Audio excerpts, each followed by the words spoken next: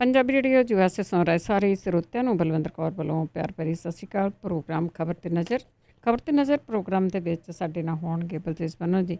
ਦੱਸਣਗੇ ਪੰਜਾਬ ਵਿੱਚ ਭਾਰਤ ਵਿੱਚ ਕੀ ਕੁਛ ਵਾਪਰਿਆ। ਖਬਰਾਂ ਤੇ ਨਜ਼ਰ ਮਾਰਾਂਗੇ। ਖਬਰਾਂ ਤੋਂ ਪਹਿਲਾਂ ਧੰਨਵਾਦ ਸਾਡੇ ਸਪਾਂਸਰ ਦਾ ਜਿਨ੍ਹਾਂ ਨੇ ਇਸ ਪ੍ਰੋਗਰਾਮ ਨੂੰ ਸਪਾਂਸਰ ਕੀਤਾ। ਸਭ ਤੱਕ ਪਹੁੰਚਾ ਵਰਿੰਦਰ ਸਿੰਘ ਜੀ, ਮਰਗਨ ਹੈਵ, ਗੁਰਦੀਪ ਸਿੰਘ ਬਿਰਦੀ, ਗਲੋਬਸ, ਸਤਨਾਮ ਸਿੰਘ ਸ਼ੇਰਗਿੱਲ, ਸਲਮਾ, ਖਾਲਸਾ ਇੰਸ਼ੋਰੈਂਸ ਏਜੰਸੀ ਜੋ ਹਰ ਇੱਕ ਤਰ੍ਹਾਂ ਦੀ ਇੰਸ਼ੋਰੈਂਸ ਕਰਦੇ ਨੇ। 4082722500।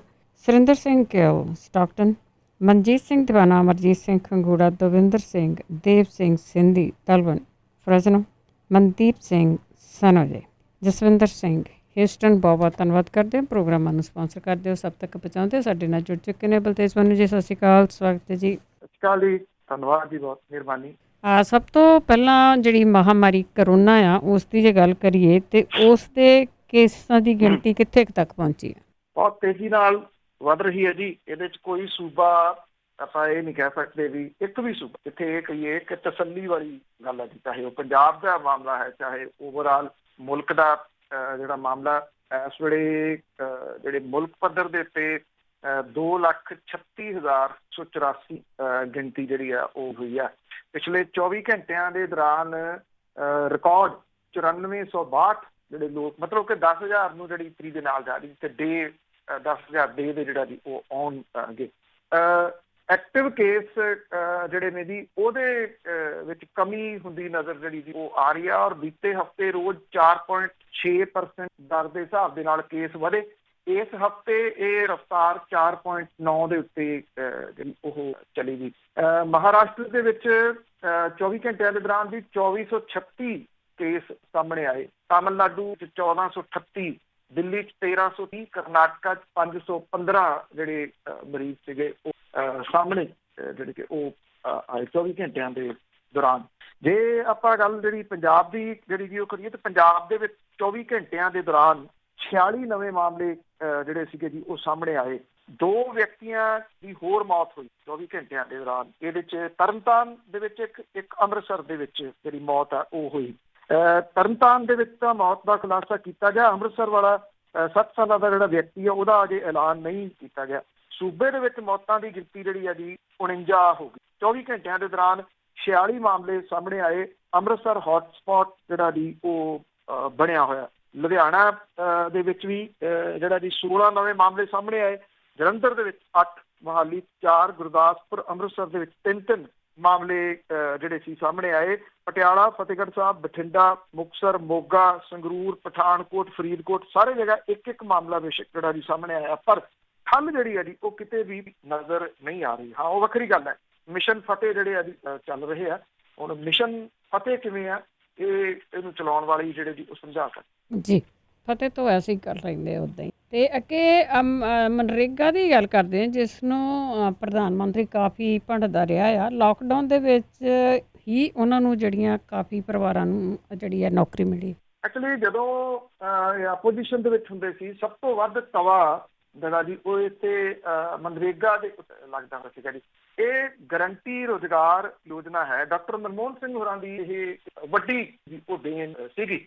ਲੋਕ ਸਭਾ ਦੇ ਵਿੱਚ ਰਾਸ਼ਟਰਪਤੀ ਪ੍ਰਣਬ ਮੁਖਰਜੀ ਹੋਰਾਂ ਦੇ ਭਾਸ਼ਣ ਦੇ ਉੱਤੇ ਜਵਾਬ ਦਿੰਦਿਆਂ ਹੋਇਆਂ 27 ਫਰਵਰੀ 2015 ਨੂੰ ਉਹਨਾਂ ਨੇ UPA ਸਰਕਾਰ ਦੇ ਸਮੇਂ 2005 ਦੇ ਵਿੱਚ ਆਈ ਮਹਾਤਮਾ ਗਾਂਧੀ ਰਾਸ਼ਟਰੀ ਗ੍ਰਾਮੀਣ ਰੋਜ਼ਗਾਰ ਗਰੰਟੀ ਯੋਜਨਾ ਦੇ ਉੱਤੇ ਇੱਕ ਟਿੱਪਣੀ ਜਿਹੜੀ ਨਰਿੰਦਰ ਮੋਦੀ ਹੋਰਾਂ ਨੇ ਉਦੋਂ ਇਹ ਕਿਹਾ ਸੀਗਾ ਕਿ ਮੇਰੀ ਰਾਜਨੀਤਿਕ ਸੁਣਿੰਦੀ ਆ ਕਿ ਮਨਰੇਗਾ ਕਦੀ ਬੰਦ ਨਾ ਕਰੋ। ਮੈਂ ਇੱਦਾਂ ਦੀ ਗਲਤੀ ਕਦੀ ਨਹੀਂ ਕਰ ਸਕਦਾ ਕਿਉਂਕਿ ਮਨਰੇਗਾ ਜਿਹੜੀ ਆ ਉਹ ਜਿਹੜੀ UPA ਆ ਉਹਨਾਂ ਦੀਆਂ ਸਭ ਤੋਂ ਫਲॉप ਹੋਈਆਂ ਸਕੀਮਾਂ ਦਾ ਇੱਕ ਜਿਉਂਦਾ ਜਾਗਦਾ ਸਬੂਤ ਆ। ਇਹ ਔਨ ਰਿਕਾਰਡ ਪਾਰਲੀਮੈਂਟ ਦੇ ਜਿਹੜਾ ਜੀ ਉਹ ਕਿਹਾ ਹੈ। ਔਰ ਇਹ ਵੀ ਕਿਹਾ ਸੀਗਾ ਕਿ ਆਜ਼ਾਦੀ ਦੇ 60 ਸਾਲ ਬਾਅਦ ਤੁਹਾਨੂੰ ਇਸ ਤਰ੍ਹਾਂ ਦੇ ਟੋਏ ਪੱਟ ਕੇ ਲੋਕਾਂ ਨੂੰ ਉਹਦੇ ਵਿੱਚ ਸੁੱਟਣਾ ਜਿਹੜਾ ਜੀ ਉਹ ਪਿਆ। ਔਰ ਇਹ ਤੁਹਾਡੀਆਂ ਜਿਹੜੀਆਂ ਫਲॉप ਹੋਈਆਂ ਸਕੀਮਾਂ ਸੀ ਉਹਨਾਂ ਦਾ ਸਭ ਤੋਂ ਵੱਡਾ ਸਬੂਤ ਹੈ। ਔਰ ਇਹ ਵੀ ਕਿਹਾ ਕਿ ਮੈਂ ਗੱਜ ਵੱਜ ਕੇ ਇਹ ਗੱਲ ਜਿਹੜੀ ਵੀ ਕਹਿਣਾ ਕਿ ਇਹਦਾ ਮੈਂ ਢੋਲ ਜਿਹੜਾ ਉਹ ਪਿੱਟਦਾ ਰਹੂੰਗਾ, ਦੁਨੀਆ ਨੂੰ ਦੱਸੂਗਾ ਕਿ ਜਿਹੜੇ ਟੋਏ ਤੁਸੀਂ ਲੋਕਾਂ ਦੇ ਵਾਸਤੇ ਪੱਟੇ ਆ 60 ਸਾਲਾਂ ਦੇ ਦੌਰਾਨ ਤੁਸੀਂ ਲੋਕ ਇਹਨਾਂ ਟੋਇਆਂ ਦੇ ਵਿੱਚ ਜਿਹੜਾ ਜੀ ਉਹ ਸੁੱਟ ਦਿੱਤੇ। ਜਦੋਂ ਪ੍ਰਧਾਨ ਮੰਤਰੀ ਨਰਿੰਦਰ ਮੋਦੀ ਹੋਰੀ 2015 ਦੇ ਵਿੱਚ ਜਦੋਂ ਇਹ ਸਰਕਾਰ ਬਣ ਜਾਂਦੀ ਆ ਬੀਜੇਪੀ ਦੀ, ਉਦੋਂ ਬਾਅਦ ਰਾਸ਼ਟਰਪਤੀ ਦੇ ਭਾਸ਼ਣ ਤੇ ਜਿਹੜਾ ਜੀ ਉਹ ਬੋਲ ਰਹੇ ਸੀ ਤੇ ਉਦੋਂ ਭਾਰਤੀ ਜਨਤਾ ਪਾਰਟੀ ਵਾਲੇ ਸਾਰੇ ਬਹੁਤ ਉੱਚੀ ਜਿਹੜਾ ਜੀ ਉਹ ਹੱਸ ਰਹੇ ਸੀ। ਔਰ ਜਿਹੜੀ UPA ਸਰਕਾਰ ਦੀ ਯੋਜਨਾ ਸੀ ਡਾਕਟਰ ਮਨਮੋਹਨ ਸਿੰਘ ਹੋਰਾਂ ਦੀ, ਉਹਦਾ ਮਖੌਲ ਜਿਹੜਾ ਉੱਡ ਰਿਹਾ ਸੀ। ਪਰ ਅੱਜ ਜਿਹੜੇ ਹਾਲਾਤ ਨੇ ਉਹ ਬਿਲਕੁਲ ਡਿਫਰੈਂਟ ਨੇ। ਲਾਕਡਾਊਨ ਦੇ 2 ਮਹੀਨੇ ਦੇ ਵਿੱਚ ਜਦੋਂ ਦੇਸ਼ ਭਰ ਦੇ ਵਿੱਚ ਮਜ਼ਦੂਰ ਵਰਗ ਬੇਰੁਜ਼ਗਾਰ ਹੋ ਕੇ ਪਲਾਇਨ ਕਰ ਰਿਹਾ ਸੀਗਾ, ਤਾਂ ਉਦੋਂ ਇਹ ਯੋਜਨਾ ਸੀ ਜਿਹਨੇ ਪਿੰਡਾਂ ਦੇ ਮਜ਼ਦੂਰਾਂ ਨੂੰ ਜ਼ਿਆਦਾ ਪਰੇਸ਼ਾਨ ਨਹੀਂ ਹੋਣ ਦਿੱਤਾ। ਲਾਕਡਾਊਨ ਦੇ ਸ਼ੁਰੂਆਤੀ 2 ਮਹੀਨਿਆਂ ਦੇ ਵਿੱਚ ਪਿੰਡਾਂ ਦੇ ਇਲਾਕਿਆਂ ਦੇ ਵਿੱਚ 2 ਕਰੋੜ 63 ਲੱਖ ਪਰਿਵਾਰਾਂ ਨੂੰ ਇਹਦਾ ਲਾਭ ਮਿਲਿਆ। ਹਰ ਪਰਿਵਾਰ ਨੂੰ ਲਾਕਡਾਊਨ ਦੇ ਵਿੱਚ 60 ਦਿਨਾਂ ਦੇ ਵਿੱਚ 17 ਦਿਨ ਕੰਮ ਮਿਲਿਆ, ਜੋ ਕਿ ਉਹਨਾਂ ਨੂੰ ਰੋਟੀ ਪਾਣੀ ਕਮਾਉਣ ਦੇ ਵਾਸਤੇ ਜਿਹੜਾ ਜੀ ਉਹ ਮਹੀਨੇ ਦੇ ਰਾਸ਼ਨ ਦੇ ਵਾਸਤੇ ਅਨਫ ਸੀਗਾ। 2020-2021 ਮਾਰਚ ਤੇ ਅਪ੍ਰੈਲ ਦੇ ਮਹੀਨੇ ਦੇ ਵਿੱਚ ਮਨਰੇਗਾ ਦੇ ਤਹਿਤ ਜਿਹੜਾ ਰੁਜ਼ਗਾਰ ਮਿਲਿਆ ਇਹਨਾਂ ਮਜ਼ਦੂਰਾਂ ਨੂੰ, ਜੇ ਪਿਛਲੇ ਸਾਲ ਦੇ ਨਾਲ ਉਹਦਾ ਜਿਹੜਾ ਜੀ ਉਹ ਕੀਤਾ ਜਾਵੇ ਤਾਂ ਬਹੁਤਾ ਜ਼ਿਆਦਾ ਫਰਕ ਨਹੀਂ ਹੈਗਾ। 2019-2020 ਦੇ ਵਿੱਚ 5 ਕਰੋੜ 48 ਲੱਖ ਪਰਿਵਾਰਾਂ ਨੂੰ ਇਹਦੇ ਤਹਿਤ ਸਾਲ ਭਰ ਦੇ ਵਿੱਚ ਔਸਤ 48 ਦਿਨ ਦਾ ਕੰਮ ਮਿਲਿਆ ਸੀਗਾ। ਇਸ ਹਿਸਾਬ ਦੇ ਨਾਲ 2 ਮਹੀਨਿਆਂ ਦੇ ਵਿੱਚ ਅੰਕੜਾ ਜਿਹੜਾ ਜੀ ਉਹ ਸਹੀ ਕਿਹਾ ਜਿਹੜਾ ਜੀ ਉਹ ਜਾ ਸਕਦਾ, ਮਤਲਬ ਕਿ ਇੰਨੇ ਲੋਕਾਂ ਨੂੰ ਜਿਹੜਾ ਜੀ ਉਹ ਕੰਮ ਮਿਲਿਆ। ਅੱਛਾ, ਇਹਦਾ ਇੱਕ ਹੋਰ ਪੁਆਇੰਟ ਵੀ ਹੈ, ਭਾਜਪਾ ਸ਼ਾਸਤ ਰਾਜ ਜਿਹੜੇ ਨੇ ਜੀ ਉਹਨਾਂ ਦੇ ਵਿੱਚ ਲਾਕਡਾਊਨ ਦੇ ਦੌਰਾਨ ਜ਼ਿਆਦਾ ਕੰਮ ਜਿਹੜਾ ਸੀਗਾ ਜੀ ਉਹ ਮਨਰੇਗਾ ਦੇ ਤਹਿਤ ਜਿਹੜਾ ਸੀ ਉਹ ਮਿਲਿਆ। ਔਰ ਇਹ ਇੱਕ ਦੂਸਰਾ ਜਿਹੜਾ ਜੀ ਇਹਦਾ ਪੁਆਇੰਟ ਹੈ, ਮਤਲਬ ਕਿ ਉਹ ਸਿਆਣੇ ਦਾ ਕਿਹਾ ਤੇ ਔਲੇ ਦਾ ਖਾਧਾ ਜਿਵੇਂ ਬਾਅਦ ਚ ਕਹਿੰਦੇ ਨੇ ਨਾ, ਉਹ ਪਤਾ ਲੱਗਦਾ।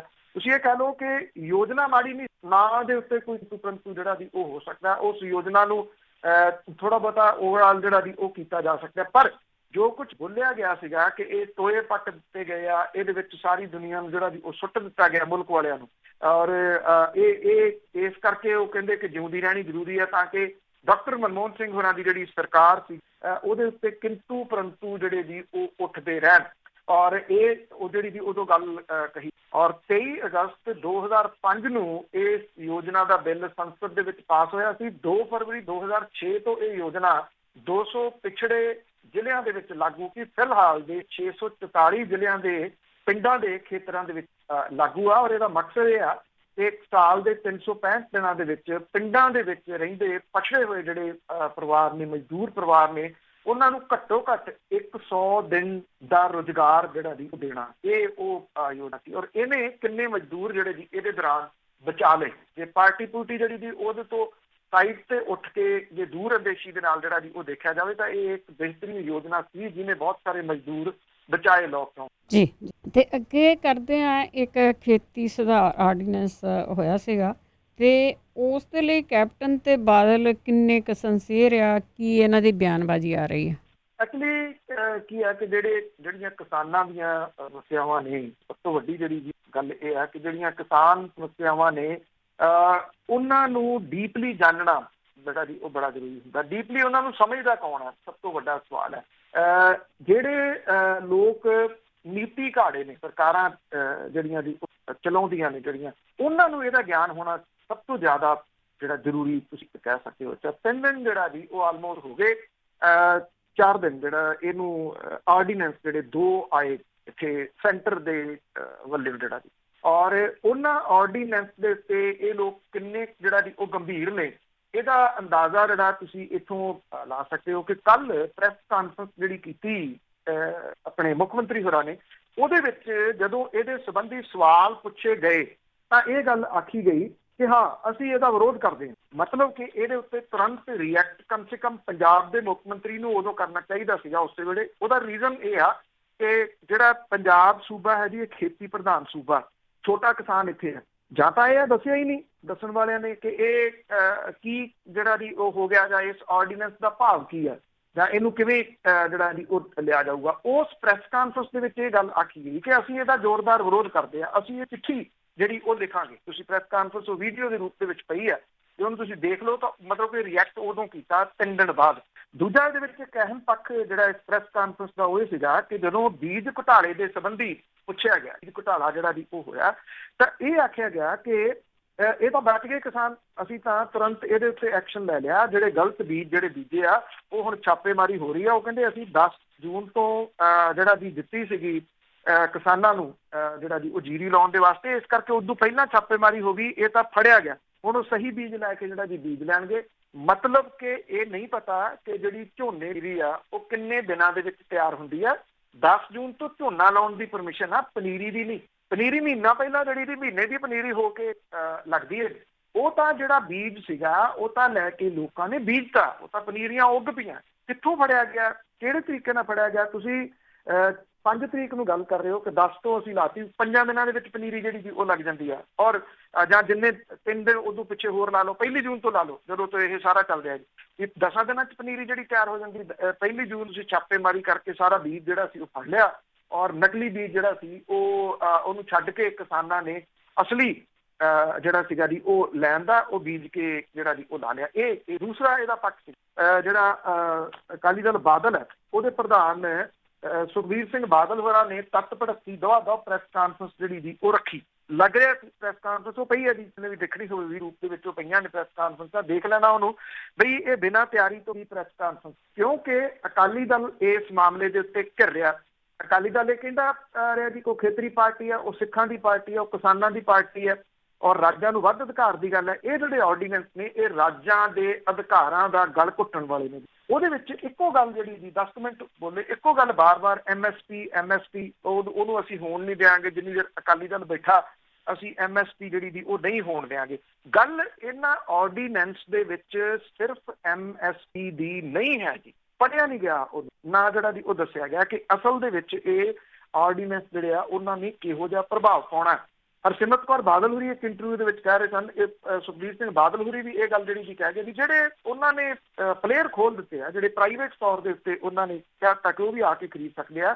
ਉਹ ਕਹਿੰਦੇ ਇੰਨੀ ਫਸਲ ਹੁੰਦੀ 15 ਦਿਨਾਂ ਦੇ ਵਿੱਚ ਇੰਨਾ ਕੁਛ ਜਿਹੜਾ ਵੀ ਹੋ ਜਾਂਦਾ, ਇਸ ਕਰਕੇ ਇਹ ਪ੍ਰਾਈਵੇਟ ਪਲੇਅਰ ਆਉਣ ਦੇ ਨਾਲ ਤਾਂ ਕਿਸਾਨ ਦੀ ਫਸਲ ਛੇਤੀ ਚੁੱਕੀ ਜਾਊਗੀ। ਇਹ ਅਣਭੋਲਪੁਣਾ ਆ ਜਾਂ ਜਿਹੜਾ ਜੀ ਤੁਸੀਂ ਇਹ ਕਹਿ ਲਓ ਕਿ ਮਸਖਰਾਪੁਣਾ, ਇਹ ਮਸਖਰਾਪੁਣਾ ਜਿਹੜਾ ਜੀ ਉਹ ਕਿਹਾ ਜਾ ਸਕਦਾ ਕਿ ਤੁਹਾਨੂੰ ਪਤਾ ਹੀ ਨਹੀਂ ਕਿ ਇਹ ਜਿਹੜੇ ਆਰਡੀਨੈਂਸ ਨੇ ਇਹਦੇ ਵਿੱਚ ਸੈਂਟਰ ਨੇ ਐਕਚੁਅਲੀ ਕਰ ਕੀ ਦਿੱਤਾ, ਤੇ ਪੰਜਾਬ ਵਰਗਾ ਜਿਹੜਾ ਖੇਤੀ ਪ੍ਰਧਾਨ ਸੂਬਾ ਉਹਨੂੰ ਰਗੜਾ ਹੁਣ ਆਉਂਦੇ ਦਿਨਾਂ ਦੇ ਵਿੱਚ ਕਿਵੇਂ ਜਿਹੜਾ ਜੀ ਉਹ ਲੱਗੂਗਾ। ਇਹ ਲੋਕਾਂ ਨੂੰ ਜਿਹੜਾ ਜੀ ਉਹ ਸਮਝਣ ਦੀ ਜ਼ਰੂਰਤ ਹੈ, ਜੇ ਉਹ ਸਮਝ ਸਕੇ ਤਾਂ, ਕਿਉਂਕਿ ਸਮਝੇ ਨਹੀਂ ਹੁਣ ਤੱਕ ਜਿਹੜਾ ਜੀ ਉਹ ਨਹੀਂ ਸਮਝੇ ਕਿ ਇਹ ਕਿਸਾਨਾਂ ਦੀਆਂ ਕੋਈ ਹਮਾਇਤੀ ਪਾਰਟੀਆਂ ਹੈਗੀਆਂ, ਕਿਸਾਨ ਜਿਨ੍ਹਾਂ ਨੂੰ ਕਿਸਾਨਾਂ ਦੇ ਮਸਲਿਆਂ ਦੀ ਗੰਭੀਰਤਾ ਦਾ ਹੀ ਨਹੀਂ ਪਤਾ, ਜਿਹੜੇ ਇਹਦੇ ਉੱਤੇ ਕੰਮ ਕਰਨ ਦੇ ਵਾਸਤੇ ਤਿਆਰ ਨਹੀਂ ਗਏ ਕਿ ਅਸੀਂ ਇਹਨੂੰ ਸਟੱਡੀ ਕਰ ਲਈਏ, ਅਸੀਂ ਇਹਨੂੰ ਦੇਖ ਲਈਏ ਕਿ ਭਾਈ ਇਹਦੇ ਵਿੱਚ ਅਸਲ ਕੀ ਆ, ਫਿਰ ਉਹਦੇ ਉੱਤੇ। ਉਹ ਤਾਂ ਜੇ ਆਪਣੀਆਂ ਕੁਰਸੀਆਂ ਬਚਾਉਂਦੇ ਆ, ਉਹਨਾਂ ਨੂੰ ਵੀ ਪਤਾ ਵੀ ਲੋਕ ਭੁੱਲ ਜਾਂਦੇ, ਲੋਕ ਆਪਣਾ ਫਾਇਦਾ ਕਦੀ ਵੀ ਨਹੀਂ ਦੇਖਦੇ। ਤੇ ਅੱਗੇ ਗੱਲ ਕਰਦੇ ਹਾਂ ਭਾਰਤ ਚਾਈਨਾ ਤੇ ਬਾਰਡਰ ਤੇ ਜੋ ਡਰਾਮਾ ਹੋ ਰਿਹਾ ਸੀਗਾ ਟਕਰਾਓ ਦਾ, ਉਸ ਦੀ ਵਾਰਤਾਲਾਪ ਅੱਜ ਹੋਊਗੀ। ਦੇਖੋ ਜੀ ਇਸ ਜਿਹੜਾ ਦੀ ਮਾਮਲੇ ਦੇ ਉੱਤੇ ਜਿਹੜਾ ਇਹ ਵਾਰਤਾ ਹੈ ਜੀ ਉਹ ਜਿਹੇ ਮਾਹੌਲ ਦੇ ਵਿੱਚ ਹੋ ਰਹੀ ਆ ਜਦੋਂ ਕਿ ਦੋਨੋਂ ਜਿਹੜੀਆਂ ਧਿਰਾਂ ਨੇ ਉਹ ਤਣੀਆਂ ਖੜੀਆਂ ਨੇ ਜੀ ਪਿਛਲੇ ਕੁਝ ਦਿਨਾਂ ਤੋਂ। ਪੂਰਬੀ ਲੱਦਾਖ ਦੇ ਸਰਹੱਦ ਦੇ ਉੱਤੇ ਭਾਰਤ ਤੇ ਚਾਈਨਾ ਦੀ ਫੌਜ ਦੇ ਵਿਚਕਾਰ ਜਿਹੜਾ ਟਕਰਾਓ ਆ, ਉਹਦੇ ਵਾਸਤੇ ਲੈਫਟੀਨੈਂਟ ਜਨਰਲਾਂ ਦੇ ਦਰਮਿਆਨ ਅੱਜ ਜਿਹੜੀ ਵਾਰਤਾ ਹੋਣ ਜਾ ਰਹੀ ਹੈ। ਦੋਵਾਂ ਮੁਲਕਾਂ ਦੀਆਂ ਫੌਜਾਂ ਰਣਨੀਤਿਕ ਤੌਰ ਦੇ ਉੱਤੇ ਇਸ ਇਲਾਕੇ ਦੇ ਵਿੱਚ ਆਮੋ ਸਾਹਮਣੇ ਨੇ। ਮਾਲਡੋ 'ਚ ਹੋਣ ਵਾਲੀ ਬੈਠਕ 'ਚ ਭਾਰਤੀ ਵਫਦ ਦੀ ਅਗਵਾਈ ਲੇਹ ਆਧਾਰਿਤ 14 ਕੋਰ ਦੇ JOC lieutenant general Harinder Singh ਕਰਨਗੇ, ਜਦੋਂ ਕਿ ਚਾਈਨਾ ਦੇ ਵੱਲੋਂ ਤਿੱਬਤ ਮਿਲਟਰੀ ਜ਼ਿਲ੍ਹਾ ਕਮਾਂਡਰ ਆਪਣਾ ਪੱਖ ਜਿਹੜਾ ਜੀ ਉਹ ਰੱਖਣਗੇ। ਵਿਦੇਸ਼ ਮੰਤਰਾਲੇ ਦੇ ਵਿੱਚ ਪੂਰਬੀ ਏਸ਼ੀਆ ਦੇ ਸੰਯੁਕਤ ਸਕੱਤਰ ਨੇ ਜੀ ਨਵੀਨ ਸ੍ਰੀਵਾਸਤਵ, ਉਹਨਾਂ ਨੇ ਵੀਡੀਓ ਕਾਨਫਰੰਸਿੰਗ ਦੇ ਰਾਹੀਂ ਚਾਈਨਾ ਦੇ ਜਿਹੜਾ ਵਿਦੇਸ਼ ਮੰਤਰਾਲਾ ਜਨਰਲ ਵੂ ਜਿਆਂਗਹਾਓ ਦੇ ਨਾਲ ਗੱਲਬਾਤ ਜਿਹੜੀ ਹੈ ਜੀ ਉਹ ਕੀਤੀ ਆ, ਔਰ ਇਹ ਵੀ ਕਿਹਾ ਕਿ ਸਿੱਧਾ ਟਕਰਾਓ ਦੇ ਵਿੱਚ ਜਿਹੜਾ ਜੀ ਉਹ ਨਾ ਪਿਆ ਜਾਵੇ ਔਰ ਮਤਭੇਦ ਜਿਹੜੇ ਨੇ ਉਹ ਭੁਲਾਏ ਜਾਣ। ਚਾਈਨਾ ਨੇ ਭਾਰਤ ਦੇ ਨਾਲ ਸਰਹੱਦੀ ਟਕਰਾਓ ਦੇ ਨਿਬੇੜੇ ਤੋਂ ਪਹਿਲਾਂ ਪੱਛਮੀ ਥੀਏਟਰ ਕਮਾਂਡ ਦਾ ਨਵਾਂ ਕਮਾਂਡਰ ਜਿਹੜਾ ਨਿਯੁਕਤ ਕੀਤਾ। ਪੀਪਲਜ਼ ਲਿਬਰੇਸ਼ਨ ਆਰਮੀ ਦੀ ਪੱਛਮੀ ਥੀਏਟਰ ਕਮਾਂਡ ਨੇ ਵੈਬਸਾਈਟ ਦੇ ਉੱਤੇ ਐਲਾਨ ਕੀਤਾ ਜੀ ਕਿ ਲੈਫਟੀਨੈਂਟ ਜਨਰਲ ਹਿਊ ਕਿਲਿੰਗ ਨੂੰ ਨਵਾਂ ਕਮਾਂਡਰ ਨਿਯੁਕਤ ਜਿਹੜਾ ਉਹ ਕੀਤਾ ਗਿਆ। ਔਰ ਚਾਈਨਾ ਦੇ ਨਾਲ ਲੱਗੀ ਜਿਹੜੀ ਅਸਲ ਕੰਟਰੋਲ ਰੇਖਾ ਦੀ ਇਹਦੇ ਉੱਤੇ ਇੰਡੋ ਤਿੱਬਤੀਨ ਬਾਰਡਰ ਪੁਲਿਸ ਦੀਆਂ ਚੰਡੀਗੜ੍ਹ ਤੇ ਗੁਹਾਟੀ 2 ਕਮਾਂਡਾਂ ਜਿਹੜੀਆਂ ਦੀ ਉਹ ਕਾਰਜਸ਼ੀਲ ਨੇ ਇਸ ਵੇਲੇ, ਔਰ ਇਹ ਕਿਹਾ ਜਾ ਰਿਹਾ ਕਿ ਇਹ ਜਿਹੜੀ ਗੱਲਬਾਤ ਹੈ ਇਹਦੇ ਵਿੱਚੋਂ ਕੁਛ ਨਾ ਕੁਛ ਹੱਲ ਜਿਹੜਾ ਜੀ ਉਹ ਕੱਢ ਲਿਆ ਜਾਊਗਾ। ਬਾਕੀ ਜਿਹੜਾ ਜੀ ਉਹ ਦੇਖਦੇ ਹਾਂ। ਹਾਂ ਇੰਨਾ ਜ਼ਰੂਰ ਹੈ ਕਿ ਇੱਥੇ ਜਿਹੜਾ ਹੈ ਸਾਡੇ ਇੱਥੇ ਮੀਡੀਆ ਜਿਹੜੇ ਚੈਨਲਸ ਨੇ, ਜਦੋਂ ਪਾਕਿਸਤਾਨ ਦੇ ਨਾਲ ਕੋਈ ਗੱਲਬਾਤ ਹੁੰਦੀ ਹੈ ਤੇ ਉਦੋਂ ਜਿਹੜਾ ਜੀ ਉਹ ਆਪਣੇ ਸਟੂਡੀਓ ਦੇ ਵਿੱਚ ਵਾਰ ਰੂਮ ਬਣਾ ਕੇ ਬਹਿ ਜਾਂਦੇ। ਇਸ ਮਸਲੇ ਦੇ ਉੱਤੇ ਬਹੁਤਾ ਕੁਝ ਜਿਹੜਾ ਜੀ ਉਹ ਨਹੀਂ ਬੋਲ ਰਹੇ। ਕੱਲ ਪੰਜਾਬ ਦੇ ਮੁੱਖ ਮੰਤਰੀ ਨੂੰ ਵੀ ਸਵਾਲ ਜਿਹੜਾ ਜੀ ਇਹਦੇ ਸੰਬੰਧੀ ਕੀਤਾ ਗਿਆ ਸੀ, ਉਹਨਾਂ ਦਾ ਜਿਹੜਾ ਜਵਾਬ ਸੀ, ਕਹਿੰਦੇ ਵੀ ਗੱਲਬਾਤ ਦੇ ਰਾਹੀਂ ਹੱਲ ਹੋਣਾ ਇਹ ਚਾਹੀਦਾ ਮਸਲਾ, ਗੱਲਬਾਤ ਜ਼ਰੂਰੀ ਹੈ। ਤੇ ਜਦੋਂ ਪਾਕਿਸਤਾਨ ਦੀ ਗੱਲ ਆਉਂਦੀ ਹੈ ਫਿਰ ਉਹਨਾਂ ਦਾ ਜਵਾਬ ਕਿਹੋ ਜਿਹਾ ਹੁੰਦਾ ਸਭ ਨੂੰ ਪਤਾ ਹੈ। ਰਿਸ਼ਤੇਦਾਰੀ ਹੈ ਨਾ ਉੱਥੇ। ਅੱਗੇ ਗੱਲ ਕਰਦੇ ਹਾਂ ਪੰਜਾਬ ਦੇ ਜ਼ਿਮੀਂਦਾਰਾਂ ਦੀ। ਦੇਖੋ ਕੰਮ ਹੁਣ ਕਰਨਾ ਪੈਣਾ ਆ, ਮਜ਼ਦੂਰ ਚਲੇ ਗਿਆ ਪਰ ਹੁਣ ਉਹ ਬੱਸਾਂ ਭਰ ਭਰ ਕੇ ਵਾਪਸ ਨਹੀਂ ਆਉਣ ਲੱਗੇ ਮਜ਼ਦੂਰਾਂ ਨੂੰ। ਦੇਖੋ ਇਹਦੇ 2-3 ਅਸਰ ਜਿਹੜੇ ਆ ਜੀ ਉਹ ਪੈ ਸਕਦੇ ਆ। ਸਭ ਤੋਂ ਵੱਡਾ ਅਸਰ ਤਾਂ ਜਿਹੜਾ ਪੈ ਸਕਦਾ ਜਿਹੜਾ ਵਾਇਰਸ ਦਾ, ਕਿਉਂਕਿ ਜਦੋਂ ਜਿਹੜਾ ਜੀ ਸੂਬੇ ਨੇ ਇਹ ਕੀਤਾ ਹੈ ਕਿ ਦੂਜੇ ਸੂਬਿਆਂ ਤੋਂ ਆਉਣ ਵਾਲੇ ਜਿਹੜੇ ਨੇ ਉਹਨਾਂ ਨੂੰ ਕੁਆਰੰਟਾਈਨ ਕੀਤਾ ਜਾਊਗਾ। ਅੱਛਾ, ਜੇ ਹੁਣ ਸਰਕਾਰ ਰੋਕੂਗੀ ਤੇ ਇਹ ਕਿਸਾਨ ਜਥੇਬੰਦੀਆਂ ਨੇ ਝੰਡੇ ਫੜ ਕੇ ਜਿਹੜਾ ਜੀ ਉਹ ਖੜੇ ਹੋ ਜਾਣਾ ਕਿ ਕਿਸਾਨਾਂ ਨੂੰ ਅਸੀਂ ਤੰਗ ਪਰੇਸ਼ਾਨ ਜਿਹੜਾ ਉਹ ਕਰ ਰਹੇ। ਜਦੋਂ ਜੇ ਇਹਦੇ ਵਿੱਚੋਂ ਤੁਸੀਂ ਸਿੱਖਿਆ ਨਾ, ਇੱਥੇ ਕੁਝ ਲੋਕ ਹੈਗੇ ਨੇ ਜਿਨ੍ਹਾਂ ਨੇ ਇੱਥੋਂ ਤੱਕ ਜਿਹੜਾ ਜੀ ਕਹਿ ਦਿੱਤਾ ਕਿ ਅਸੀਂ ਲਿਖ ਕੇ ਦੇਣ ਨੂੰ ਤਿਆਰ ਹਾਂ ਕਿ ਤੁਹਾਡਾ ਝਾੜ ਜਿਹੜਾ ਜੀ ਉਹ ਨਹੀਂ ਘਟਦਾ, ਤੁਸੀਂ ਕੱਦੂ ਤੋਂ ਖਹਿੜਾ ਛਡਾ ਲਓ। ਇਹ ਕਿਹਾ ਜਾ ਰਿਹਾ ਕੋਈ 35% ਤੋਂ ਉੱਪਰ ਝੋਨਾ ਇਸ ਵਾਰੀ ਜਿਹੜਾ ਜੀ ਬਿਨਾਂ ਕੱਦੂ ਤੋਂ ਲੱਗੂਗਾ। ਇਹ ਬੜੀ ਵੱਡੀ ਅਚੀਵਮੈਂਟ ਆ ਉਹਨਾਂ ਲੋਕੀ, ਡਾਕਟਰ ਦਲੇਰ ਸਿੰਘ ਹੋਰਾਂ ਦੀ, ਡਾਕਟਰ ਜੀ ਜਿਹੜੇ ਲਗਾਤਾਰ ਸਰਗਰਮ ਨੇ ਇਸ ਮਾਮਲੇ ਦੇ ਉੱਤੇ। ਪਰ ਜਿਹੜੇ ਵੀ ਕੁਝ ਹੈ ਨੇ ਕਿਸਾਨ ਦੀ, ਉਹ ਕੋਈ ਰਿਸਕ ਲੈਣ ਦੇ ਵਾਸਤੇ ਤਿਆਰ ਨਹੀਂ। ਔਰ ਇਹ ਗੱਲ ਭੁੱਲ ਕੇ ਜੀ ਕਿ ਮੋਟਰਾਂ ਦੇ ਬਿੱਲ ਜਿਹੜੇ ਆ ਉਹ ਲੱਗ ਜਾਣੇ ਆ, ਇੱਥੇ ਜਿਹੜਾ ਪਾਣੀ ਆ ਉਹ ਨਿਰੰਤਰ ਥੱਲੇ ਜਾ ਰਿਹਾ। ਸਰਕਾਰ ਨੇ ਡੱਕਾ ਨਹੀਂ ਤੋੜਿਆ ਇਸ ਮਾਮਲੇ ਦੇ। ਸਰਕਾਰੀ ਤੌਰ ਦੇ ਉੱਤੇ ਕੁਝ ਕੋਸ਼ਿਸ਼ਾਂ ਹੁੰਦੀਆਂ ਤੇ ਕਿਸਾਨਾਂ ਨੂੰ ਕਿਸੇ ਨਾ ਕਿਸੇ ਤਰੀਕੇ ਦੇ ਨਾਲ ਜਿਹੜਾ ਜੀ ਉਹ ਮਨਾਇਆ ਜਾਂਦਾ, ਕਿਸਾਨਾਂ ਨੂੰ ਕੁਝ ਜਿਹੜਾ ਜੀ ਉਹ ਸਮਝਾਇਆ ਜਾਂਦਾ। ਸਰਕਾਰ ਤਾਂ ਚੱਲਦੀ ਦੂਜੇ ਸੂਬੇ ਚੋਂ, ਹਿਮਾਚਲ ਪ੍ਰਦੇਸ਼ ਵਿੱਚੋਂ, ਇਸ ਕਰਕੇ ਪੰਜਾਬ ਨਾਲ ਬਹੁਤਾ ਉਹਦਾ ਲੈਣਾ ਦੇਣਾ ਨਹੀਂ। ਜਿਹੜੇ ਪੰਜਾਬ ਦੇ ਕਿਸਾਨ ਨੇ ਜੀ ਉਹ ਹੁਣ ਜਿਹੜੇ ਐਡਵਾਂਸ ਪੈਸੇ ਦੇ ਕੇ ਇਹਨਾਂ ਨੂੰ ਵਾਪਸੀ ਦੇ ਵਾਸਤੇ ਕਨਫਰਮ ਟਿਕਟਾਂ ਦਾ ਪ੍ਰਬੰਧ ਕਰਨ ਲੱਗੇ ਆ ਜੀ। ਔਰ ਜਿਹੜੇ ਕੁਝ ਉਦਯੋਗਪਤੀ ਨੇ ਉਹ ਵੀ ਪ੍ਰਵਾਸੀ ਮਜ਼ਦੂਰਾਂ ਨੂੰ ਆਪਣੇ ਵਹੀਕਲਸ ਦੇ ਵਿੱਚ ਵਾਪਸ ਲਿਆਉਣ ਦੇ ਵਾਸਤੇ ਸੋਚ ਰਹੇ ਆ ਜੀ। ਖੇਤੀਬਾੜੀ ਤੇ ਉਦਯੋਗ ਖੇਤਰ ਨੂੰ ਮਜ਼ਦੂਰਾਂ ਦੀ ਘਾਟ ਦੇ ਨਾਲ ਜੂਝਣਾ ਪੈ ਰਿਹਾ, ਕਿਉਂਕਿ ਕਰੋਨਾ ਵਾਇਰਸ ਕਰਕੇ ਪ੍ਰਵਾਸੀ ਆਪਣੇ ਪਿਤਰੀ ਰਾਜਾਂ ਉੱਤਰ ਪ੍ਰਦੇਸ਼ ਤੇ ਬਿਹਾਰ ਚਲੇ ਗਏ। ਝੋਨੇ ਦੀ ਲਵਾਈ ਦਾ ਭਾਅ ਦੁੱਗਣਾ ਹੋ ਗਿਆ, 6 ਤੋਂ 7 ਹਜ਼ਾਰ ਰੁਪਏ ਏਕੜ ਜਿਹੜਾ ਜੀ ਉਹ ਹੋ ਗਿਆ। ਮਜ਼ਦੂਰ ਤੇ ਕੱਚੇ ਮਾਲ ਦੀ ਜਿਹੜੇ ਹੈ ਜੀ ਅੜਿੱਕਾ ਇਸ ਵੇਲੇ ਉਤਪਾਦਨ ਦੇ ਵਿੱਚ ਅੜਿੱਕਾ ਬਣੇ ਹੋਏ ਆ। ਕਿਸਾਨ ਇਹ ਕਹਿੰਦੇ ਆ ਕਿ ਉਹਨਾਂ ਨੂੰ ਮਜ਼ਦੂਰਾਂ ਦੀ ਕਮੀ ਦਾ ਸਾਹਮਣਾ ਕਰਨਾ ਜਿਹੜਾ ਪੈ ਰਿਹਾ। 10 ਜੂਨ ਤੋਂ ਝੋਨੇ ਦੀ ਲਵਾਈ ਸ਼ੁਰੂ ਹੋਣੀ ਹੈ। ਹੁਣ ਇਹ ਕੀ ਕਰ ਰਿਹਾ ਕਿ ਉੱਥੋਂ ਜਿਹੜੀਆਂ ਦੀ ਵਾਪਸੀ ਦੇ ਵਾਸਤੇ ਰੇਲ ਟਿਕਟਾਂ ਦੀ ਬੁਕਿੰਗ ਕਰਵਾ ਰਹੇ ਆ, ਕਨਫਰਮ ਕਰਕੇ ਟਿਕਟਾਂ ਜਿਹੜੀਆਂ ਦੀ ਉਹਨਾਂ ਨੂੰ ਭੇਜ ਰਹੇ ਆ।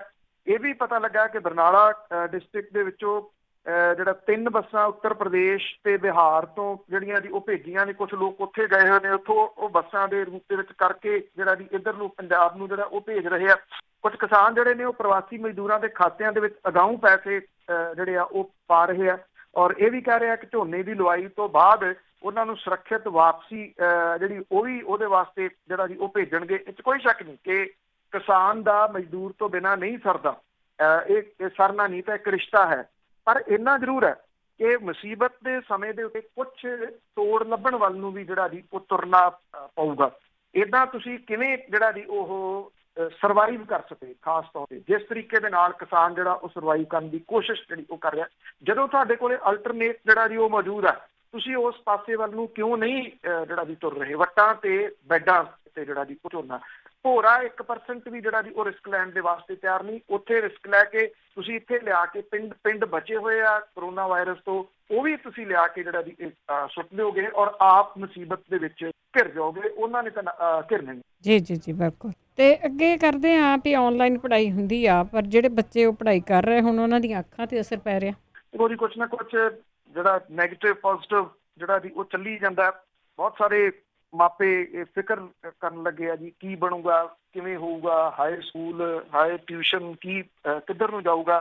ਵੈਸੇ ਸਮਾਂ ਤਾਂ ਇਹ ਉਹ ਹੈ ਜੀ ਕਿ ਐਡੀ ਕੋਈ ਗੱਲ ਨਹੀਂ ਹੈਗੀ। ਜੇ ਮੰਨ ਲਓ 1 ਸਾਲ ਜਿਹੜਾ ਜੀ ਨਹੀਂ ਵੀ ਕਿਸੇ ਪਾਸੇ ਗੱਲ ਲੱਗਦੀ, ਸਭ ਤੋਂ ਪਹਿਲਾਂ ਤਾਂ ਬਚਣਾ ਇਸ ਵਾਇਰਸ ਤੋਂ ਹੈ। ਜੇ ਇਹਦੇ ਵਿੱਚੋਂ ਤੁਸੀਂ ਸੁਰੱਖਿਅਤ ਨਿਕਲਦੇ ਹੋ, ਸੇਫ ਜਿਹੜਾ ਨਿਕਲ, ਸਾਰਾ ਕੁਝ ਵਾਪਸ ਆ ਸਕਦਾ ਜੀ। ਹਰ ਚੀਜ਼ ਵਾਪਸ ਆ ਜਾਣੀ ਹੈ, ਇਹ ਵੀ ਗੱਲ ਆ ਸਕਦਾ ਹੈ। ਕੋਈ ਕੁਐਸਚਨ ਮਾਰਕ ਨਹੀਂ ਕਰਦੀ, ਆ ਸਕਦਾ ਵੈਸੇ ਆ ਜਾਣੀ ਹੈ। ਸਭ ਨੂੰ ਪਤਾ ਹੈ ਕਿ ਇਹ ਸਾਰਾ ਕੁਝ ਜਿਹੜਾ ਦੀ ਹੌਲੀ ਹੌਲੀ ਸੈਟਲ ਡਾਊਨ ਜਿਹੜਾ ਦੀ ਦਸਤ ਜਿਹੜੀ ਆ ਉਹ ਬੈਠਣੀ ਹੈ।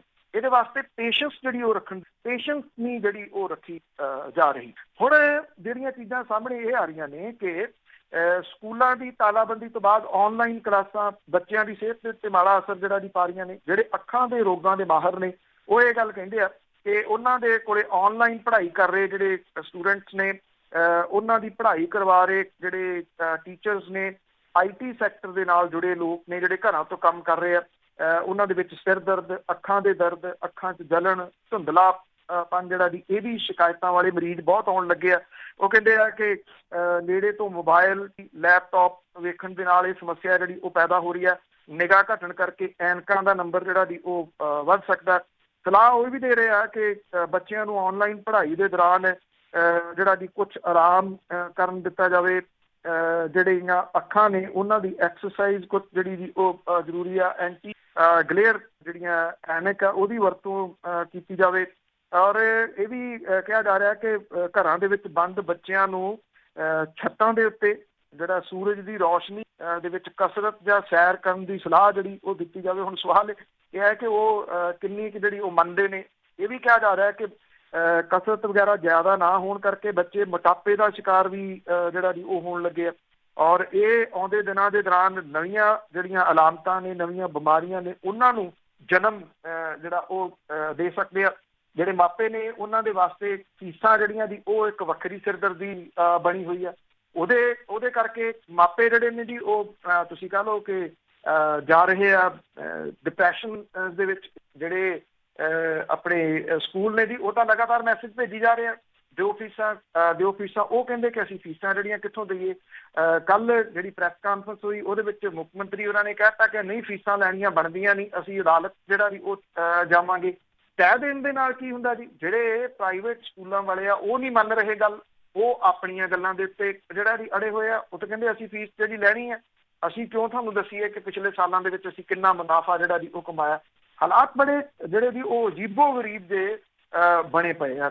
ਤੇ ਮਤਲਬ ਕਿ ਜੇ ਉਹੋ ਜਿਹੇ ਬਣੇ ਆ ਜਦੋਂ ਮੁੱਖ ਮੰਤਰੀ ਸਾਹਿਬ ਨੇ ਕਿਹਾ ਸੀਗਾ ਕਿ ਅਸੀਂ ਖੋਲ ਰਹੇ ਹਾਂ ਲੋਕਡਾਊਨ, ਤੇ ਡਿਪਟੀ ਕਮਿਸ਼ਨਰ ਕਹਿੰਦੇ ਅਸੀਂ ਨਹੀਂ। ਇਹ ਉਹੋ ਜਿਹੇ ਹਾਲਾਤ ਨੇ, ਉੱਤੋਂ ਹੁਕਮ ਕੁਛ ਆ ਰਹੇ ਨੇ, ਥੱਲੇ ਕੁਛ ਹੁਕਮ ਨਹੀਂ। ਇਸ ਕਰਕੇ ਇਹਨਾਂ ਸਾਰੀਆਂ ਚੀਜ਼ਾਂ ਦਾ ਜਿਹੜਾ ਪ੍ਰਭਾਵ ਹੈ ਨਾ ਜੀ ਉਹ ਇਕੱਠਾ ਜਿਹਾ ਹੋ ਕੇ ਬੱਚਿਆਂ ਦੇ ਉੱਤੇ, ਮਾਪਿਆਂ ਦੇ ਉੱਤੇ, ਟੀਚਰਸ ਦੇ ਉੱਤੇ, ਪ੍ਰਾਈਵੇਟ ਸਕੂਲਾਂ 'ਚ ਪੜ੍ਹਾਉਣ ਵਾਲੇ ਟੀਚਰਸ ਉਹ ਵਿਚਾਰੇ ਤਰਲੇ ਲੈ ਰਹੇ ਆ ਚਾਰ ਕਰਨੀ। ਉਹਨਾਂ ਨੂੰ ਤਨਖਾਹਾਂ ਜਿਹੜੀਆਂ ਨਹੀਂ ਮਿਲੀਆਂ, ਉਹਨਾਂ ਨੂੰ ਤਨਖਾਹ ਉਹ ਕਹਿੰਦੇ ਸਾਡੀਆਂ ਫੀਸਾਂ ਨਹੀਂ ਇਕੱਠੀਆਂ ਹੋ ਰਹੀਆਂ, ਅਸੀਂ ਕਿੱਥੋਂ ਤੁਹਾਨੂੰ ਤਨਖਾਹਾਂ ਜਿਹੜੀਆਂ ਜੀ ਦੇਈਏ। ਤਾਂ ਇਹ ਸਾਰਾ ਕੁਝ ਜਿਹੜਾ ਜੀ ਤੁਸੀਂ ਇਹ ਕਹਿ ਲਓ ਕਿ ਇਸ COVID-19 ਦੇ ਜਿਹੜੇ ਅਸਰ ਨੇ ਬਾਅਦ ਵਾਲੇ ਪੈਰ ਵਾਲੇ, ਇਹ ਉਸ ਪਾਸੇ ਵੱਲ ਨੂੰ ਬੜੀ ਤੇਜ਼ੀ ਦੇ ਨਾਲ ਸਾਰਾ ਕੁਝ ਜਾ ਰਿਹਾ ਜੀ। ਚਾਹੇ ਬੱਚਿਆਂ ਦੀ ਸਿਹਤ ਹੈ, ਚਾਹੇ ਮਾਪਿਆਂ ਦੀ। ਜੀ ਇਹ ਤਾਂ ਖਿਆਲ ਰੱਖਣ ਵਾਲੀ ਗੱਲ ਹੈ ਜੀ ਬਹੁਤ। ਅੱਗੇ ਪ੍ਰਵਾਸੀ ਮਜ਼ਦੂਰ ਸੀਗੇ ਜਿਹੜੇ, ਉਹਨਾਂ ਦਾ ਜਿਹੜੀ ਕੇਸ ਸੀਗਾ ਇੱਕ ਮੇਰੇ ਖਿਆਲ 'ਚ ਸੁਪਰੀਮ ਕੋਰਟ ਦੇ ਵਿੱਚ ਸੀ, ਉਹਦੀ ਸੁਣਵਾਈ ਹੋ ਰਹੀ ਸੀ। ਕਹਿੰਦੇ ਉਹਦੇ ਵਿੱਚ ਬੜੇ ਅਹਿਮ ਤੱਥ ਸਾਹਮਣੇ ਆ ਰਹੇ। ਇਹਦੇ ਵਿੱਚ ਸੁਪਰੀਮ ਕੋਰਟ ਨੇ ਬੜਾ ਲੇਟ ਇਹਦੇ ਵਿੱਚ ਇੰਟਰਵੀਨ ਕੀਤਾ ਔਰ ਪਹਿਲਾਂ ਜਿਹੜਾ ਜੀ ਉਹ ਹੋਣਾ ਚਾਹੀਦਾ ਸੀਗਾ। ਇਹਦੇ 'ਚ ਹੁਣ ਸੁਪਰੀਮ ਕੋਰਟ ਨੇ ਗੱਲ ਕਹੀ ਆ ਕਿ 15 ਦਿਨਾਂ ਦੇ ਵਿੱਚ ਮਜ਼ਦੂਰਾਂ ਨੂੰ ਉਹਨਾਂ ਦੇ ਜਿਹੜਾ ਜੀ ਘਰਾਂ ਦੇ ਵਿੱਚ ਪਹੁੰਚਾਓ। ਜਿਹੜੀ ਸੁਣਵਾਈ ਦੇ ਦੌਰਾਨ ਕੁਝ ਅਹਿਮ ਚੀਜ਼ਾਂ ਜਿਹੜੀਆਂ ਇਹਦੇ ਵਿੱਚ ਆਈਆਂ ਉਹ ਬੜੀਆਂ ਤੁਸੀਂ ਕਹ ਲਓ ਕਿ ਡਰਾਉਣੀਆਂ ਵੀ ਨੇ। ਜਿਹੜੀ ਗੱਲ ਆਪਾਂ ਬੜੇ ਦਿਨਾਂ ਤੋਂ ਕਰ ਰਹੇ ਹਾਂ ਇਹਨਾਂ ਪ੍ਰਵਾਸੀ ਮਜ਼ਦੂਰਾਂ ਦੇ ਬਾਰੇ ਦੇ ਵਿੱਚ, ਕਿਸ ਤਰੀਕੇ ਦੇ ਨਾਲ ਇਹ ਆਪਣੇ ਘਰੀ 'ਚ ਭੁੱਖਣ ਭਾਣੇ, ਕਿੰਨੇ ਰਸਤੇ ਦੇ ਵਿੱਚ ਦਮ ਤੋੜ ਗਏ। ਗੱਡੀਆਂ ਜਿਹੜੀਆਂ ਟ੍ਰੇਨਾਂ ਬਾਅਦ ਦੇ ਵਿੱਚ ਚੱਲੀਆਂ ਉਹਨਾਂ ਦੇ ਵਿੱਚੋਂ ਕਿੰਨੇ ਮਿਲੇ। ਇੱਕ ਮਾਂ ਜਿਹੜੀ ਮਰੀ ਪਈ, ਉਹਦਾ ਬੱਚਾ ਉਹਦੇ ਨਾਲ ਉਹਨੂੰ ਉਠਾ ਰਿਹਾ। ਉਹ ਜਿਹੜੀਆਂ ਤਸਵੀਰਾਂ ਸੀਗੀਆਂ ਡਰਾਉਣੀਆਂ ਵੇਖੀਆਂ। ਗੱਡੀ ਜਿਹੜਾ ਆਪਣੇ ਵਾਸ਼ਰੂਮਾਂ ਦੀ ਉੱਥੋਂ ਜਿਹੜੀ ਡੈੱਡ ਬੋਡੀ ਮਿਲੀ ਉਹ ਦੇਖੀਆਂ।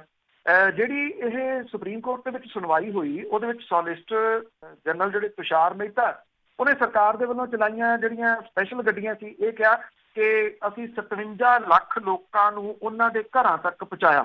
57 ਲੱਖ ਲੋਕਾਂ ਨੂੰ। ਪਰ ਇਹਦਾ ਦੂਜਾ ਪੁਆਇੰਟ ਕਿ 41 ਲੱਖ ਪ੍ਰਵਾਸੀ ਜਿਹੜੇ ਮਜ਼ਦੂਰ ਸੀ ਉਹ ਸੜਕ ਦੇ ਰਸਤੇ ਤੁਰ ਕੇ ਘਰੇ ਪਹੁੰਚੇ। ਨੰਬਰ ਤੁਸੀਂ ਦੇਖ ਲਓ, 57 ਲੱਖ ਨੂੰ ਸੈਂਟਰ ਦੀ ਸਰਕਾਰ ਜਿਹਨੇ ਐਡੇ ਵੱਡੇ ਪਤਾ ਨਹੀਂ ਕਿੰਨੀਆਂ ਸਿਫਰਾਂ ਲਾ ਕੇ ਕਹਿਤਾ ਕਿ ਜਿਹੜਾ ਜੀ ਉਹ ਕਰਜ਼ੇ ਦੇਣੇ ਆ। 57 ਲੱਖ ਸਪੈਸ਼ਲ ਗੱਡੀਆਂ ਦੇ ਨਾਲ ਇਹ ਔਨ ਰਿਕਾਰਡ ਜਿਹੜਾ ਸੁਪਰੀਮ ਕੋਰਟ ਹੈ। ਔਰ 41 ਲੱਖ ਲੋਕ ਜਿਹੜੇ ਸੀ ਉਹ ਪੈਦਲ ਚੱਲ ਕੇ ਘਰਾਂ ਦੇ ਵਿੱਚ ਜਿਹੜਾ ਜੀ ਉਹ ਪਹੁੰਚ ਗਏ।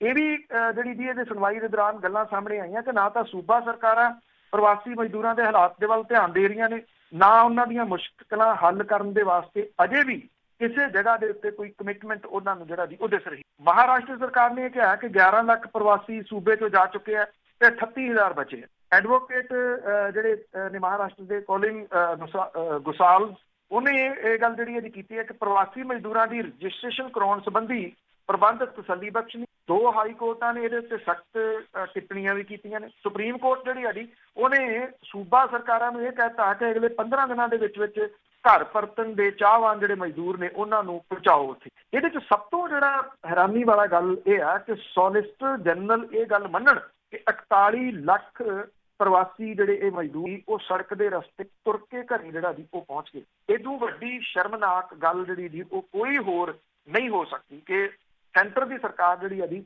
ਉਹ ਮੰਨ ਰਹੀ ਹੈ। ਮਹਾਰਾਸ਼ਟਰ ਦੀ ਸਰਕਾਰ ਦੇ ਵੱਲੋਂ ਸਿਰਫ ਇੱਕ ਹੋਰ ਸਪੈਸ਼ਲ ਟ੍ਰੇਨ ਦੀ ਮੰਗ ਕਰਨਾ ਇਹ ਇੱਕ ਹੋਰ ਹੈਰਾਨੀਜਨਕ ਜਿਹੜਾ ਦੀ ਉਹ ਤੱਥ ਸੀਗਾ। ਸਭ ਨੂੰ ਪਤਾ ਕਿ ਮਹਾਰਾਸ਼ਟਰ ਦੇ ਵਿੱਚ ਮੁੰਬਈ ਦੇ ਵਿੱਚ ਖਾਸ ਤੌਰ ਦੇ ਉੱਤੇ ਕਿੱਡੀ ਵੱਡੀ ਗਿਣਤੀ ਦੇ ਵਿੱਚ ਪ੍ਰਵਾਸੀ ਮਜ਼ਦੂਰ ਜਿਹੜੇ ਦੀ ਉਹ ਫਸੇ ਹੋਏ ਆ।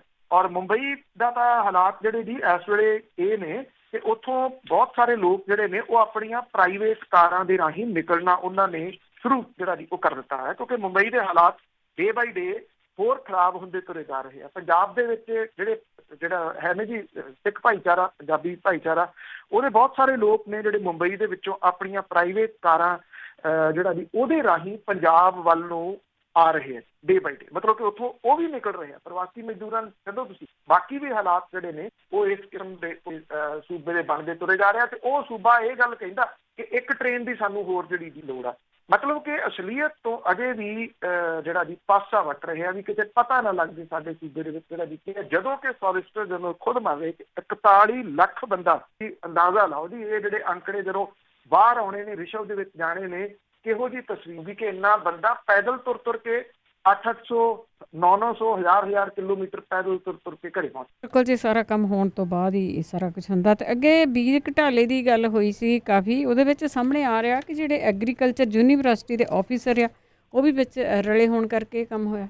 ਐਕਚੁਅਲੀ ਜੀ ਬੀਜ ਘਟਾਲੇ ਦੀ ਪਹਿਲਾਂ ਵੀ ਮੈਂ ਗੱਲ ਕੁਝ ਕੀਤੀ ਹੈ ਜੀ ਕਿ ਜਿਹੜੇ ਮੰਤਰੀ ਸਾਹਿਬ ਨੂੰ ਜਿਹੜਾ ਉਹ ਪੁੱਛਿਆ ਗਿਆ ਸੀਗਾ ਤੇ ਉਹਨਾਂ ਨੇ ਕੁਝ ਜਵਾਬ ਦਿੱਤਾ। ਹੁਣ ਇਹ ਪਤਾ ਲੱਗ ਰਿਹਾ ਜੀ ਕਿ ਪੰਜਾਬ ਐਗਰੀਕਲਚਰ ਯੂਨੀਵਰਸਿਟੀ ਜਿਹੜੀ ਆ ਇਹਦੇ ਅਧਿਕਾਰੀ SIT ਦੀ ਰਡਾਰ ਦੇ ਇੰਨਾ ਕੁ ਪਤਾ ਲੱਗ ਰਿਹਾ ਹੈ ਕਿ ਬਿਨਾਂ ਪੰਜਾਬ ਐਗਰੀਕਲਚਰ ਯੂਨੀਵਰਸਿਟੀ ਦੇ ਵਿਭਾਗ ਦੇ ਅਫਸਰਾਂ ਦੀ ਜਾਣਕਾਰੀ ਤੋਂ ਇੰਨੇ ਵੱਡੇ ਪੱਧਰ ਦੇ ਉੱਤੇ ਘੁਟਾਲਾ ਜਿਹੜਾ ਦੀ ਉਹ ਨਹੀਂ ਹੋ ਸਕਦਾ।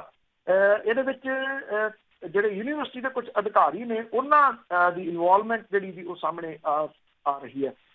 SIT ਦੇ ਜਿਹੜੇ ਅਧਿਕਾਰੀ ਨੇ ਉਹ ਕਈ ਉੱਚ ਅਧਿਕਾਰੀਆਂ ਤੋਂ ਪੁੱਛਗਿੱਛ ਜਿਹੜੀ ਆ ਆਉਂਦੇ ਦਿਨਾਂ ਦੇ ਦੌਰਾਨ ਕਰ ਸਕਦੇ ਆ। 10 ਸਾਲਾਂ ਦਾ ਰਿਕਾਰਡ ਵੀ ਖੰਗਾਲਿਆ ਜਾ ਸਕਦਾ ਤਾਂ ਕਿ ਪਹਿਲਾਂ ਪਤਾ ਇਹ ਲੱਗੇ ਕਿ ਪਹਿਲਾਂ ਇਸ ਤਰ੍ਹਾਂ ਕਿੰਨੀ ਵਾਰੀ ਜਿਹੜਾ ਵੀ ਹੋਇਆ। ਇਹ ਵੀ ਕਿਹਾ ਜਾ ਰਿਹਾ ਕਿ ਇਹ ਜਿਹੜਾ ਬੀਜ ਸੀਗਾ ਜਿਹੜਾ ਪ੍ਰਮਾਣਿਤ ਨਹੀਂ ਸੀਗਾ ਹਰਿਆਣੇ ਤੱਕ ਪਹੁੰਚਿਆ। SIT ਹੁਣ ਇਸ ਮਾਮਲੇ ਨੂੰ ਹਰਿਆਣੇ ਦੇ ਵਿੱਚ ਵੀ ਛਾਪੇਮਾਰੀ ਜਿਹੜੀ ਹੈ ਉਹ ਕਰ ਸਕਦੀ ਆ। ਬਿਨਾਂ ਮਨਜ਼ੂਰੀ ਤੋਂ ਬੀਜ ਵੇਚਣ ਵਾਲੇ ਮਾਮਲੇ 'ਚ ਫੜਿਆ ਗਿਆ ਜਿਹੜਾ ਕਾਕਾ ਬਰਾੜ ਹੈ ਤੇ ਬਲਜਿੰਦਰ ਸਿੰਘ ਭੂੰਦੜੀ ਹੈ, ਉਹਨੂੰ ਕੋਰਟ ਦੇ ਵਿੱਚ ਪੇਸ਼ ਜਿਹੜਾ ਜੀ ਉਹ ਕੀਤਾ ਗਿਆ। 3 ਦਿਨ ਦੇ ਵਾਸਤੇ ਉਹਦਾ ਰਿਮਾਂਡ ਲਿਆ ਗਿਆ। ਡੇਰਾ ਬਾਬਾ ਨਾਨਕ ਦੇ ਕਰਨੈਲ ਦੇ ਮਾਮਲੇ ਦੇ ਵਿੱਚ ਦਸਤਾਵੇਜ਼ ਜਿਹੜੇ ਨੇ ਉਹ ਵੀ ਇਕੱਠੇ ਕੀਤੇ ਜਾ ਰਹੇ ਆ।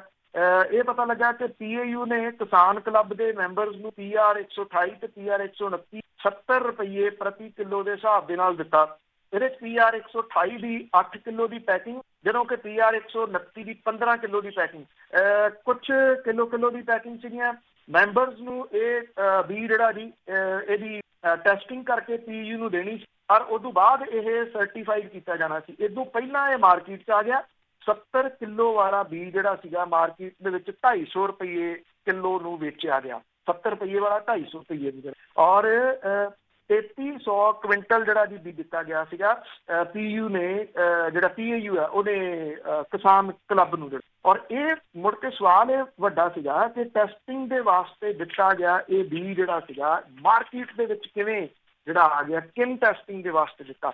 ਜਦੋਂ ਇਸ ਪਾਸੇ ਵੱਲ ਨੂੰ ਜਾਊਗਾ ਤਾਂ ਬਿਨਾਂ ਕਿਸੇ ਅੰਦਰੋਂ ਰਲੇਵੇਂ ਦੇ ਹੋ ਹੀ ਨਹੀਂ ਸਕਦਾ ਕਿ ਇਹ ਮਾਰਕੀਟ ਦੇ ਵਿੱਚ ਆ ਕੇ ਇਉਂ ਵਿਕ ਗਿਆ ਹੋਵੇ ਜੀ। ਤੇ ਜਾਂਦੇ ਜਾਂਦੇ ਜਿਹੜੀ ਉੱਡਦੀ ਖਬਰ ਦੀ ਆਪਾਂ ਨਵਜੋਤ ਸਿੱਧੂ ਵਾਲੀ ਕਰਦੇ ਆ, ਕਿਉਂਕਿ ਬਹੁਤ ਕਿਆਸ ਹਰਾਈਆਂ ਲੋਕਾਂ ਦੀਆਂ ਲੱਗ ਰਹੀਆਂ। ਕੇਜਰੀਵਾਲ ਨੇ ਵੀ ਉੱਤੋਂ ਜੋ ਕਹਿਣਾ ਸੀਗਾ ਕਹਿ ਦਿੱਤਾ ਆ। ਕੀ ਲੱਗਦਾ ਆ ਕਿ ਇਹਨਾਂ ਦੀ ਗੱਲਬਾਤ ਚੱਲ ਰਹੀ ਕੋਈ? ਦੇਖੋ ਸਿਆਸਤ ਆ, ਸਿਆਸਤ ਦੇ ਵਿੱਚ ਕਦੀ ਵੀ 2+2 4 ਨਹੀਂ ਹੁੰਦੇ ਜੀ, 2+2 0 ਵੀ ਹੋ ਜਾਂਦਾ, 2+2 20 ਵੀ ਹੋ ਜਾਂਦਾ। ਸਿਆਸਤ ਦੇ ਵਿੱਚ ਸਭ ਕੁਝ ਸੰਭਵ ਆ, ਅਸੰਭਵ ਕੁਝ ਨਹੀਂ ਗਾ। ਪਰ ਦੂਜੇ ਪਾਸੇ ਇਹ ਵੀ ਹੈ ਕਿ ਇਹ ਜਿਹੜੇ ਗਣਿਤ ਬਣਾਉਣ ਵਾਲੇ ਆ ਗਏ ਨਾ ਜੀ ਸਿਆਸਤ ਦੇ ਵਿੱਚ, ਪੀਕੇ ਨੋਮਾ ਜੀ ਉਹ ਜਿਨ੍ਹਾਂ ਨੂੰ ਕਰੋੜਾਂ ਰੁਪਏ ਦੇ ਕੇ ਹਾਇਰ ਕੀਤਾ ਜਾਂਦਾ, ਇਹ ਉਹ ਲੋਕ ਨੇ। ਇਹ ਸਾਰੀਆਂ ਗੇਮਾਂ ਜਿਹੜੀਆਂ ਜੀ ਉਹਨਾਂ ਦੀਆਂ ਚੱਲ ਰਹੀਆਂ ਨੇ, ਉਹਨਾਂ ਨੇ ਗੋਟੀਆਂ ਆਪਣੀਆਂ ਜਿਹੜੀਆਂ ਜੀ ਉਹ ਹੁਣ ਫਿੱਟ ਕਰਨੀਆਂ ਨੇ। ਅਦਰਵਾਈਜ਼ ਉਹ ਫਿਰ 500-500 ਕਰੋੜ ਰੁਪਈਆ 700-700 ਕਰੋੜ ਰੁਪਈਆ ਜਿਹੜਾ ਜੀ ਉਹ ਕਿੱਥੋਂ ਬਣਾਉਣਗੇ, ਜਿਹੜੀਆਂ ਪਾਰਟੀਆਂ ਤੋਂ ਉਹ ਲੈਂਦੇ ਆ।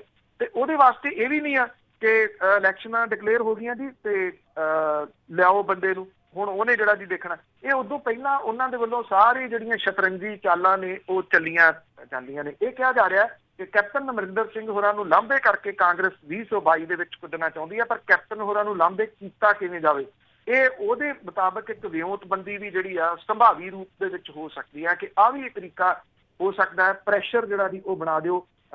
ਇਹਦੀ ਦੇਖੋ, ਇਹਦੀ ਪੁਸ਼ਟੀ ਅਜੇ ਤੱਕ ਨਵਜੋਤ ਸਿੰਘ ਸਿੱਧੂ ਹੋਰਾਂ ਨੇ ਸਾਹਮਣੇ ਆ ਕੇ ਨਹੀਂ ਕੀਤੀ, ਨਾ ਉਹ ਮੀਡੀਆ ਦੇ ਸਾਹਮਣੇ ਤਾਂ ਆਉਂਦੇ ਹੀ ਨਹੀਂ, ਆਪਣੇ ਚੈਨਲ ਦੇ ਉੱਤੇ ਹੀ ਜਿਹੜਾ ਜੀ ਉਹ ਆਉਂਦੇ, ਉੱਥੇ ਵੀ ਉਹਨਾਂ ਨੇ ਕਿਤੇ ਨਹੀਂ ਕੀਤੀ। ਮੈਂ ਉਹ ਗੱਲ ਸੁਣੀ ਹੈ ਜਿਹਦੇ ਵਿੱਚ ਜਿਹੜੇ ਦਿੱਲੀ ਦੇ ਮੁੱਖ ਮੰਤਰੀ ਅਰਵਿੰਦ ਕੇਜਰੀਵਾਲ ਹੋਰਾਂ ਨੇ ਕਿਹਾ ਵੀ ਜੇ ਉਹ ਆਉਂਦੇ ਨੇ ਤੇ ਅਸੀਂ ਸਵਾਗਤ ਕਰਾਂਗੇ। ਇੰਨੀ ਇੱਕ ਗੱਲ ਜਿਹੜੀ ਆ ਉਹਨੇ ਕੀਤੀ ਆ। ਇਹ ਤਾਂ ਕੋਈ ਵੀ ਪਾਰਟੀ ਦੀ ਇੱਕ ਗੱਲ ਤਾਂ ਮੰਨੀ ਜਾ ਸਕਦੀ ਹੈ ਨਾ ਕਿ ਨਵਜੋਤ ਸਿੰਘ ਸਿੱਧੂ ਹੋਰਾਂ ਦੀ ਇੱਕ ਆਪਣੀ ਆਈਡੈਂਟਿਟੀ ਹੈਗੀ ਹੈ, ਆਪਾਂ ਉਹਦੇ ਤੋਂ ਇਨਕਾਰ ਨਹੀਂ ਜਿਹੜਾ ਜੀ ਉਹ ਕਰ ਸਕਦੇ। ਕੋਈ ਵੀ ਪਾਰਟੀ ਜੇ ਉਹ ਕਾਂਗਰਸ ਨੂੰ ਛੱਡਦੇ ਆ, ਕੋਈ ਵੀ ਪਾਰਟੀ ਉਹਨਾਂ ਨੂੰ ਲੈਣਾ ਜਿਹੜਾ ਜੀ ਉਹ ਚਾਹੂਗੀ।